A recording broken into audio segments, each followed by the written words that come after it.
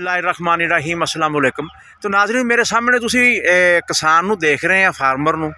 इस वक्त कपाह के प्लाट में मौजूद आ और कुछ कहना चाहता वा, इसकी गल सुन लीजिए।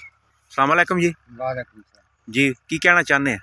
बई हुण जिहड़ा मौसम जा रहा है किहड़ी स्प्रे करनी चाहिए? किहड़ी स्प्रे करनी चाहिए? अच्छा, ये जिहड़ी तुहाडी अगेती कपाह ना, जिन्ने को 20-25-30 टिंडे लए होए आ, ते तुसी इदां पत्ते नूं पुट्ठा करोगे ना, मतलब पत्ते तुहाडे आपे ही पुट्ठे हुंदे जांदे आ।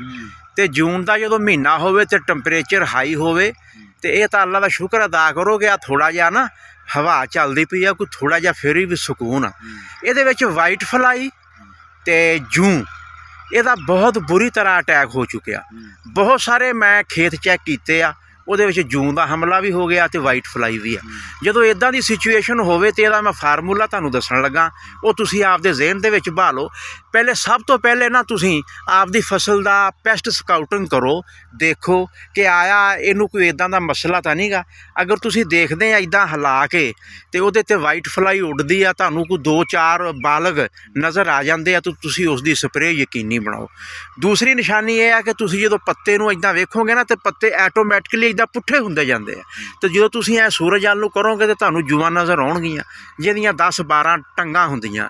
बरीक जिहा कीड़ा वा और इन्ना कुछ नुकसान करदा वा कि तुहाडे पत्तियां दा रस चूस लैंदा वा ते बिल्कुल कपाह तुहाडी खोखली हो जांदी आ, विच उहदे कोई शै नहीं रहिंदी। ते तुसीं एक दिन आउंदा ते वेखदे आ ते तुहाडा ओह प्लाट जिहड़ा ना वो बिल्कुल खत्म हो जांदा। तो तुसीं हुण इदां करना वा कि 400 ml तुसीं ना लै लैनी आ पायरीप्रैक्सीफन ते 400 ml लै लैनी तुसीं एबामैक्टन।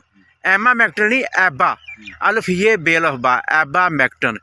तो विच तुसीं इहदे नाल कोई थोड़ी जी मतलब 200-250 ml बाईफैंथरीन पा लैनी है, भावें 200 ml ही पा लिया जो। तो यदा तुसीं ना छिड़काओ करो आपदे प्लाट ते, इंशाअल्लाह ताला अल्लाह दे फजलो करम नाल लहरां बहरां हो जाणगीਆਂ। तुहाडी वाइट फ्लाई भी गई ते तुहाडी जिहड़ी है जूं दा जिहड़ा हमला वा वो भी बिल्कुल तुहाडा खत्म हो जाएगा। ये तुसीं ज़हन नशीन कर लो।